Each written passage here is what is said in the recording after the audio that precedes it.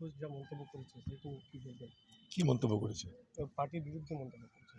এটা ওদের পার্টি বুঝবে, আমি আর কি করবো। কালকে উনি দীঘা গেছেন, মমতার সাথে বসে চা খেয়েছেন, কথা বলেছেন। যেতেই পারে, তাদেরকে জিজ্ঞেস করুন কেন যাচ্ছে না যাচ্ছে। এতদিন তো তারা নানা রকম কথা বলেছে, ফলে এখন তাদের কোনো মতের পরিবর্তন হচ্ছে কিনা আমি তো বলতে পারবো না। উনি বলছেন যারা বিজেপি পার্টি করে তারা এখন টাকা লোভে করছে। তাহলে আরোই মজার কথা। ওনার কথা বিজেপি কতজন শুনছে সেটা দেখতে হবে। আমরা আগে দেখছিলাম সেই শোভন বৈশাখী, এখন আরেকটা প্লেয়ার দেখছি। গতকালের যে দিলীপ মমতা, এবার ওইসব আমাকে জিজ্ঞেস করবে না, না রাজনীতি বলতে পারবো না। এসব কি করছে তারা জানে। দাদা আপনার মানে মুর্শিদাবাদে শুভেন্দু পুনর্নির্মাণ মন্দির করছে। কি মন্দির? পুনর্নির্মাণ করছে মন্দির।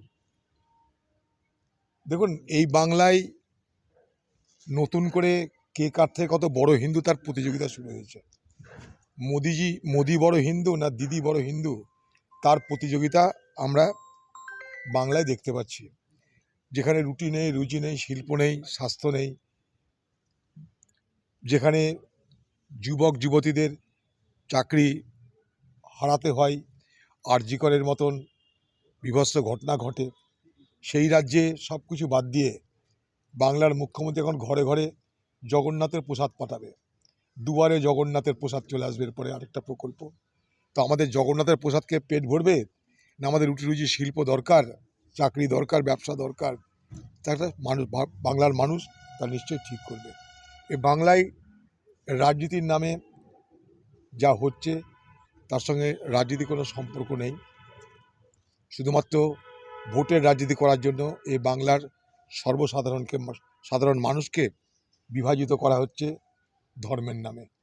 অর্থাৎ বাংলা ক্রমশ আরও তীক্ষ্ণ সাম্প্রদায়িক সমীকরণের পথে এগোনোর চেষ্টা করানো হচ্ছে এই দুই দলের পক্ষ থেকে। ফলে বাংলার মানুষকে আগামী দিনে এই দুই দল যদি থাকে বাংলায়, তাহলে আরও বেশি অশান্তি এবং সাম্প্রদায়িক সম্প্রীতির অভাব হবে, এই আশঙ্কা আমাদের আছে। আপনারা তো দীর্ঘদিন ধরে বলছিলেন যে টিএমসি তা বলতে পারবো না। আমরা তো বলছি আইডিওলজিক্যালি। যেমন আজকে বলছি যে মোদিও যেমন রাম মন্দিরের জন্যে প্রাণ প্রতিষ্ঠা করে, দিদিও জগন্নাথ মন্দিরের প্রাণ প্রতিষ্ঠা করছে। আমরা জানি দেবতারা আমাদের প্রাণ দিয়েছে, ঈশ্বর আল্লাহ আমাদের প্রাণ দিয়েছে। এখন মোদি রামের প্রাণ দিচ্ছে, দিদি জগন্নাথের প্রাণ দিচ্ছে। এবার আমরা যাই কোথায়? আমাদের প্রাণটা কে দিবে? আমাদের প্রাণটা কে বাঁচাবে? তার ব্যবস্থা তো নেই। তাই এই প্রতিযোগিতায় বাংলার এগিয়ে যাওয়ার বদলে আরও পিছিয়ে যাবে, এটা শিওর। দেশ আজকে লড়াইয়ের মুখোমুখি, সেই জায়গায় কোথাও জগন্নাথের মন্দির ওপেনিং হচ্ছে, কোথাও কাঁথিতে আরও কিছু হচ্ছে। এটা কি ইলেকশন গিমিক হচ্ছে? আবার কি, এটা তো নির্বাচন শুরু হয়ে গেছে। গত বছর এসেছিল নির্বাচনের আগে নাগরিক আইন, এনআরসি, এবার এইসব আসছে।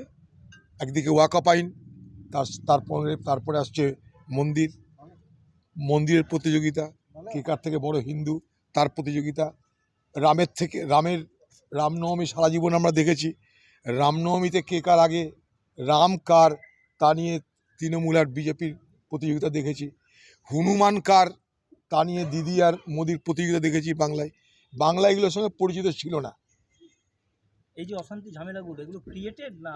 বলে এক কথা ফালতু কথা বললাম তো সব। 26-এর নির্বাচনে কংগ্রেস কি একা লড়বে না কোনো গাঠবন্ধন? ওগুলো সময় আসেনি।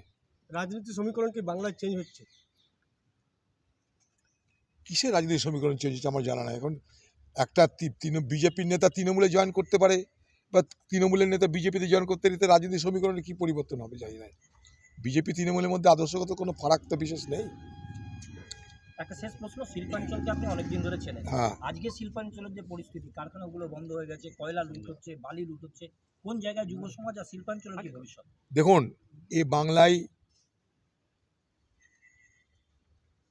যা শিল্প হয়েছে ইতিহাস বলে কংগ্রেস আমলে হয়েছে।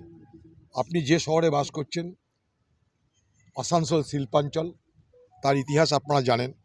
আসানসোল, কুলটি, পরপর চলে যান ধানবাদ, এই সর্বত্র এলাকায় যেটাকে আমরা শিল্পাঞ্চল বলি, দুর্গাপুর যেটাকে মূলত আমরা বাংলার শিল্পাঞ্চল বলি, সেই বিধানচন্দ্র রায়ের আমলে হয়েছিল।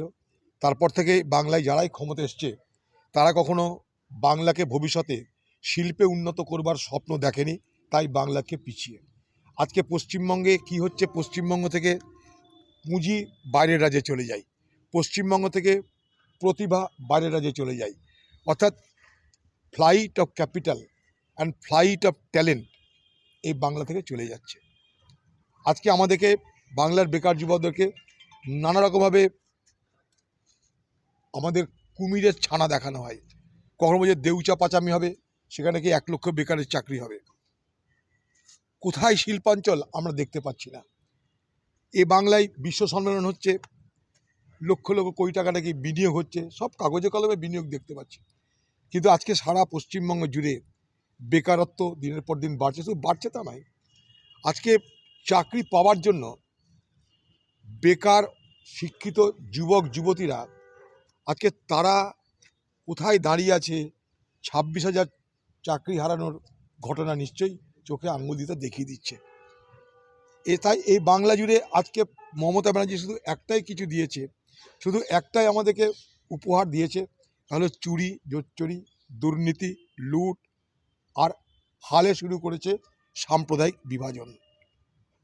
একদিকে সাম্প্রদায়িক বিভাজন তার রাজনীতি, তার সঙ্গে সঙ্গে সাধারণ মানুষের দারিদ্রতাকে অভাবকে খরিদ করে নেওয়ার জন্যে অনুদানের রাজনীতি, তার সঙ্গে তৃণমূলের হারমাদ আর পুলিশের মধ্যে যে অশুভ আঁতাত তার রাজনীতি। এই 3টে স্তম্ভের উপরে দাঁড়িয়ে আছে বাংলার তৃণমূল সরকার।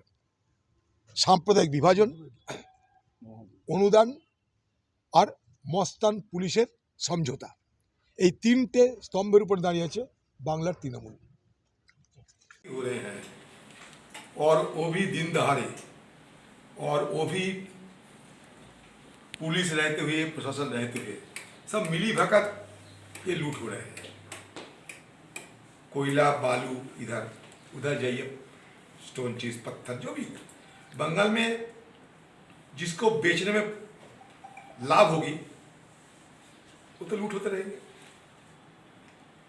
चाहे प्रोमोटर चाहिए, जाइए मिट्टी भी लूट होते हैं, बालू भी लूट होते हैं, पत्थर भी लूट होते हैं, कोयला लूट होते हैं, जिधर जाइएगा ये लूटी का तो राज्य है। अगर यहाँ लूट नहीं होगा तो लोग टीएमसी सरकार को पहचानेगा कैसे? लूट और भ्रष्टाचार का पहचान है, और इसमें सारे मिली भगत हो रहे हैं।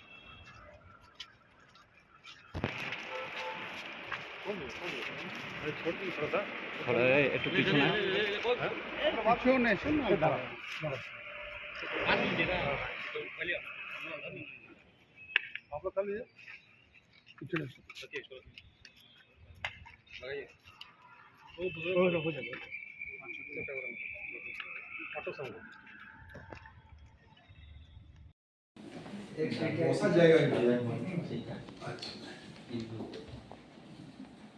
बसा जाएगा।